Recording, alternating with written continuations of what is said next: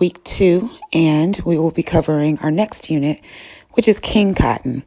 And that term, king cotton, comes from the concept of the crop of cotton having such a primary role in a lot of the political and economic and social arguments and history of the state of Mississippi. Mississippi is one of the states that had quite a lucrative history with cotton, and cotton was so substantially lucrative in southern states that it was the determining factor for many things, such as elections and whether or not slavery could or should end, taxation, so much so that countries across the globe possessed a sort of envy for the ability for southern states in the United States to be able to grow this crop. But now if we think about it today, very few things that we own don't possess some aspect of cotton in terms of clothing and linens, all sorts of textiles. Cotton becomes the base of it. You guys have heard the commercial, perhaps, cotton, the fabric of our lives, that tagline. And it's because cotton is so prominent. So you can imagine when it was a crop that was harvested by an enslaved population, that it was particularly lucrative because there was no overhead. And thus it came termed king cotton.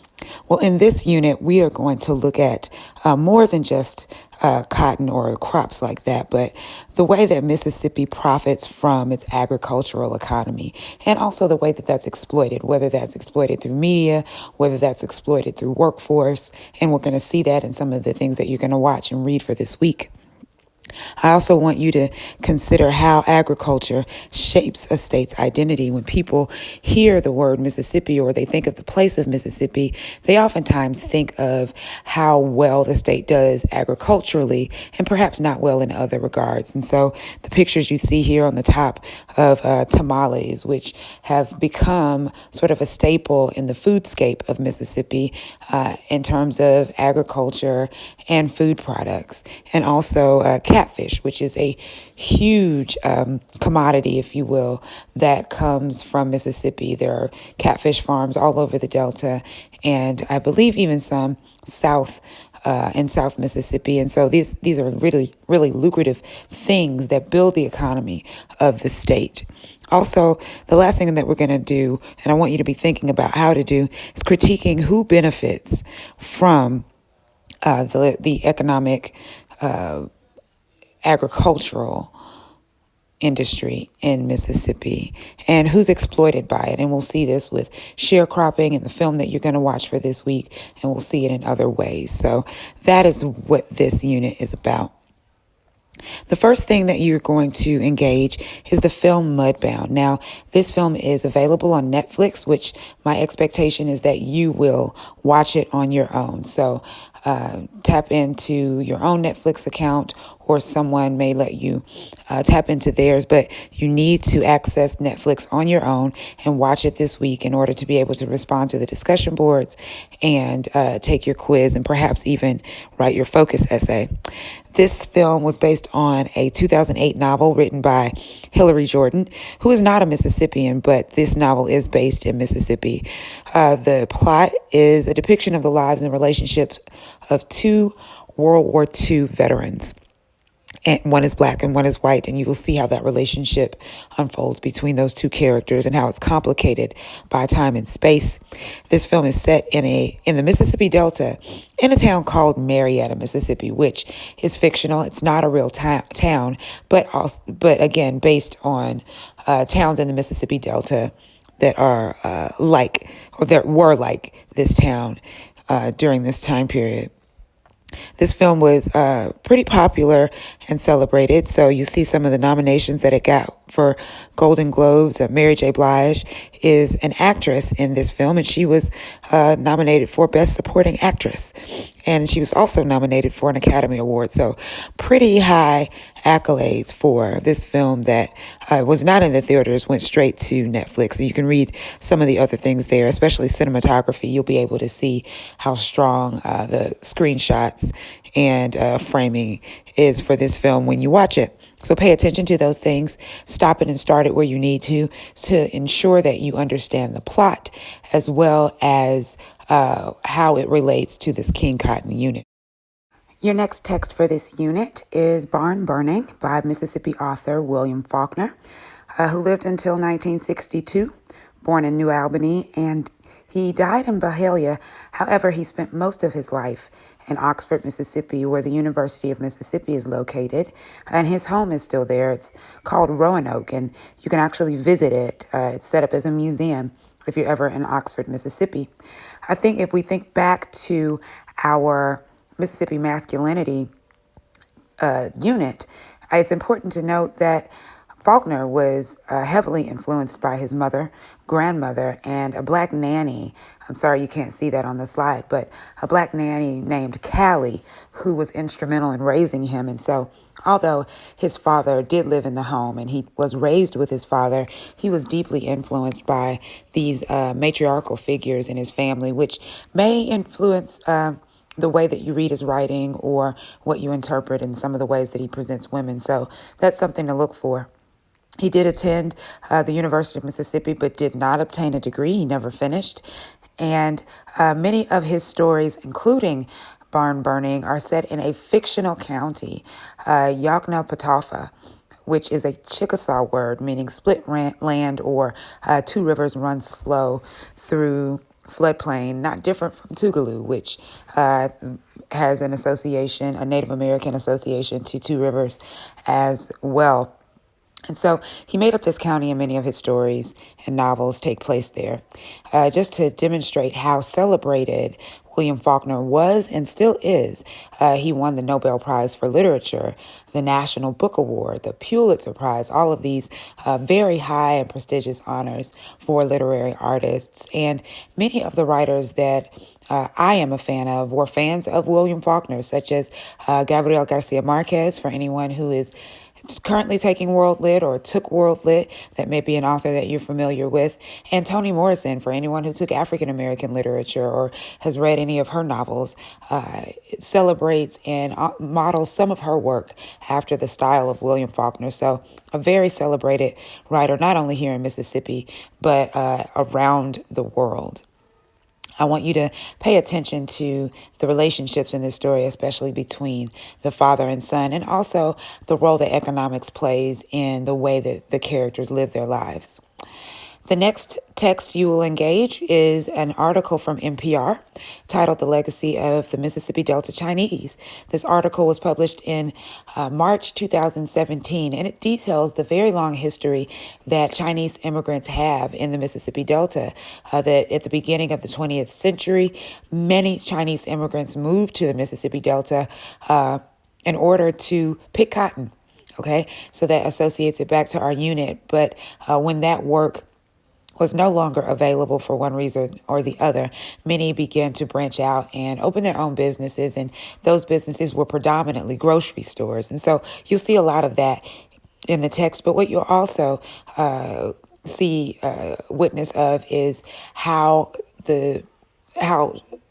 difficult a time these Chinese immigrants had in Mississippi because of their nationality and race. And so you see this quote here on the slide by Raymond Wong that sort of illustrates that, where he says, "We were not black, we're not white."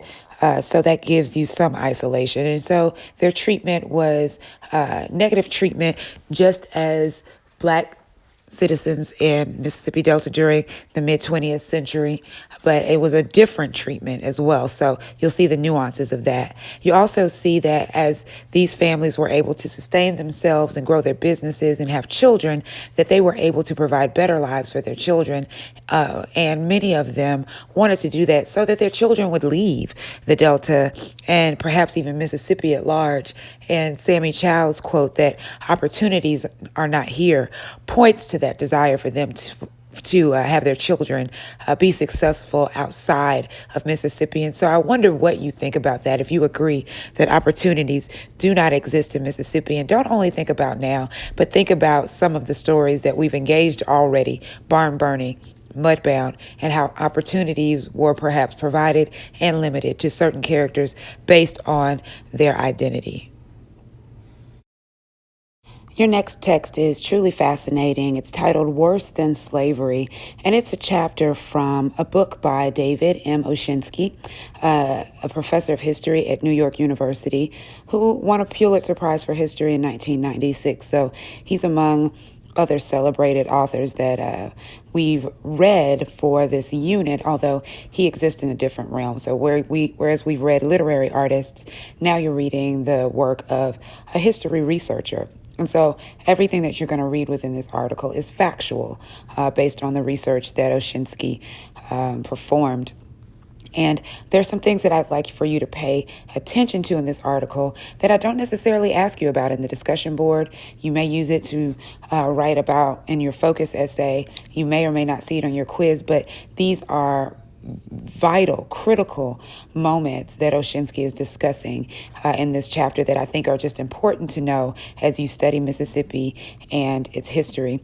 First, I want you to pay attention to how he describes the way that Mississippi looked physically after the Civil War. This is not a narrative that we often get when we talk about the war, that there were bodies all over the place, that whole towns were burned down, crops were burned down, and Mississippi was in shambles. And so I want you to pay attention to that because that's not something that you often hear.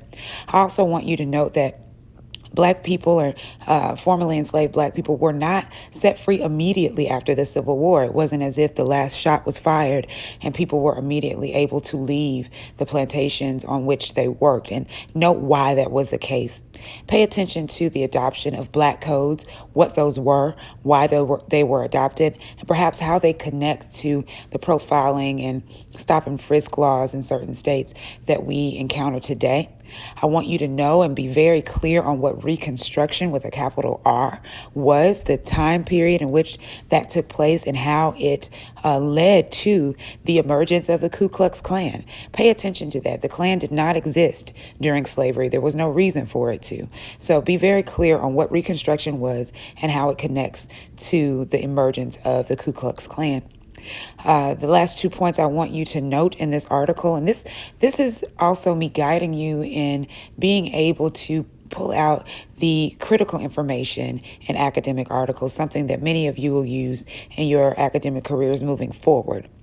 But note why Black education, especially as it was constructed during Reconstruction, was seen as a threat. Even when Black children were taught by white teachers why they were attacked. Note what happened in Meridian and how that changed the course of education and what was provided to Black citizens and Black children in that realm. Lastly, I want you to note how the emancipation of enslaved Black people is linked to mass incarceration. So how the emancipation of slavery is linked to what we see represented in mass incarceration today. And this chapter shows that. It takes us from the beginning to where we currently are. Pay attention to these things as you read this chapter, underline them, make notes about them, and mention them as you guys start to have discussions in your discussion board. The last thing that you're going to engage in this unit is just clips of an episode of a documentary series called Parts Unknown. And this is the episode that's focused specifically on Mississippi. And it says that this, if you look up this episode, if you can purchase it on iTunes if you would like to. I'm not requiring that. And there are some other places that you can purchase it. I believe YouTube. It's a great documentary series or episode to watch to get an idea of the way that food is viewed from outsiders in terms of Mississippi food. And so I don't think it's exhaustive. I don't know if I even believe that it is representative of what I know about Mississippi food, but it does run the gamut of how food is integral to our culture here.